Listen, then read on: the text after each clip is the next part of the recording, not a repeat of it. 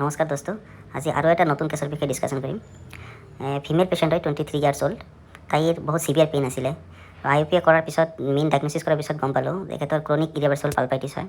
অৰ্থাৎ দাঁতটো পৰা ডিকেট আছিলে, মানে খাই গৈছিলে দুটা দাঁতৰ মাজত, আৰু ইনফেকশ্যনটো দাঁতৰ শিপালৈ গুচি গৈছিলে। ৰুট কেনেল ট্ৰিটমেণ্ট কৰাৰ পিছত তাই কোনো ধৰণৰ পেইন ফিল কৰা নাই, আৰু দুটা কেনাল পাইছিলোঁ দাঁতৰ শিপাত। ধুনীয়াকৈ অবজাৰভেশ্যন কৰি দিলোঁ উইথ বায়'চেৰামিক চিলাৰেৰে, আৰু ওপৰৰ পৰা চিল কৰি দিলোঁ। তাৰপিছত দাঁতটোৰ ওপৰত ধুনীয়াকৈ GIC ৰেজিষ্ট্ৰেশ্যন কৰিলোঁ। ৰেজিষ্ট্ৰেশ্যন কৰাৰ পিছত কাটিং কৰি লেবলৈ পঠিয়াই দিলোঁ। লেবৰ পৰা যেতিয়া কেপটো আহিলে তাৰ আগতে ওপৰৰ যিখিনি দাঁত আছিলে ধুনীয়াকৈ চফা কৰিলোঁ, যাতে মানে চিমেণ্টেশ্যনটো ভালকৈ হয়।